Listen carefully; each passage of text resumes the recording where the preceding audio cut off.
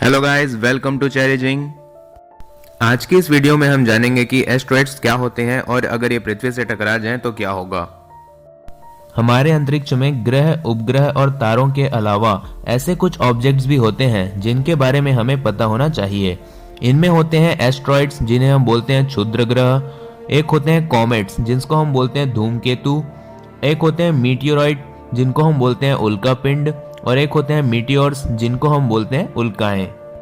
Asteroids जो होते हैं वो पत्थर की तरह ऑब्जेक्ट होते हैं जो कि स्पेस रॉक से मिलकर बने होते हैं और ये करीब 600 माइल तक लंबे हो सकते हैं। एस्ट्रॉइड्स भी सभी ग्रहों की तरह सूर्य की परिक्रमा करते हैं।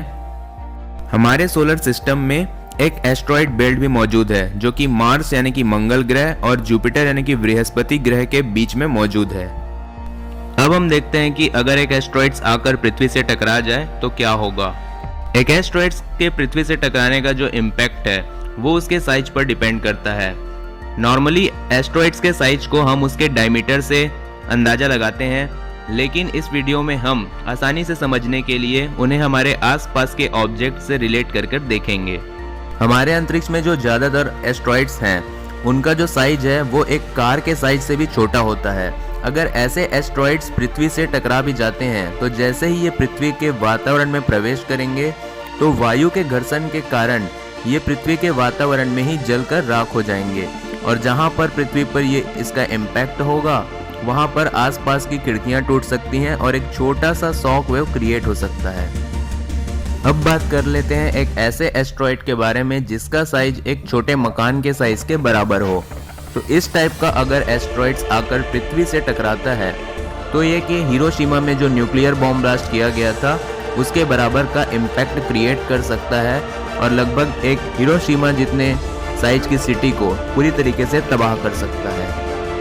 अगर किसी एस्ट्रॉइड का साइज 20 मंजिला इमारत के बराबर हो तो अगर ऐसा एस्ट्रॉइड पृथ्वी से टकराता है तो इसका इम्पैक्ट बहुत ही भयानक हो सकता है। यह लगभग एक पेरिस के आकार के शहर को पूरी तरीके से तबाह कर सकता है। अब इमेजिन करिए कि अगर एक माउंट एवरेस्ट के साइज का एस्ट्रॉइड आकर पृथ्वी से टकरा जाए तो क्या होगा। इसका परिणाम इतना भयानक होगा कि पृथ्वी पर उपस्थित जितने भी जीव जंतु हैं सभी खत्म हो जाएंगे। और इस साइज का एस्ट्रॉइड हमारे पृथ्वी से टकरा चुका है। डायनासोर्स का जो अंत हुआ था वो इसी साइज के एस्ट्रॉइड के पृथ्वी से टकराने के कारण हुआ था। अब ऐसे एस्ट्रॉइड्स के बारे में बात कर लेते हैं जिनके पृथ्वी से टकराने के चांसेस आने वाले कुछ सालों में हैं। एस्ट्रॉइड 1999 RQ36 जो कि साल 2182 में पृथ्वी के साथ टक्कर करने के इसके चांसेस बने हुए हैं।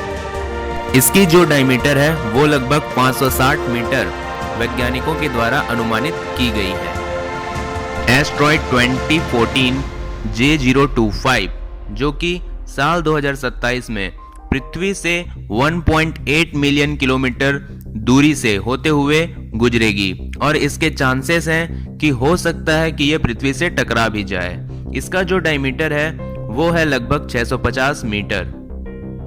अब हम बात कर लेते हैं एक ऐसे एस्ट्रॉइड के बारे में जिसका नाम आपने कभी न कभी सुना ही होगा, एस्ट्रॉइड बेनू जो कि सन 2135 में पृथ्वी से टकराने का इसका अनुमान लगाया गया है। अब आप सोच रहे होंगे कि इतने सारे एस्ट्रॉइड्स आने वाले कुछ सालों में पृथ्वी से टकराने वाले हैं तो इसके बाद क्या पृथ्वी का अंत हो जाएगा। तो इसका जवाब है नहीं, क्योंकि जो हमारे वैज्ञानिक हैं वो इससे निपटने के लिए दिन रात पूरी मेहनत से लगे हुए हैं। तो एस्टेरॉइड और पृथ्वी का कोलिजन को रोकने के लिए नासा ने एक मिशन तैयार किया है जिसका नाम है मिशन डार्ट। डार्ट का फुल फॉर्म है डबल एस्टेरॉइड रीडायरेक्शन टेस्ट। इस मिशन के तहत नासा के द्वारा एक स्पेसक्राफ्ट की काइनेटिक एनर्जी का जो यूज है वो एस्ट्रॉइड के डायरेक्शन को चेंज करने के लिए किया जाएगा, जिससे एस्ट्रॉइड का पाथ चेंज हो जाए और वो पृथ्वी से टकराने से बच सके। तो इस वीडियो में हमने जितने भी एस्ट्रॉइड्स के बारे में जाना जो कि पृथ्वी से टकराने की पाथ पर हैं, अगर उनके पाथ में 1% का भी चेंज आता है तो वे पृथ्वी से टकराने से बच जाएंगे। अगर ये वीडियो आपको पसंद आई हो तो वीडियो को लाइक करें और इसी तरह के वीडियोस देखने के लिए हमारे चैनल को सब्सक्राइब करें और बेल आइकन भी दबाएं।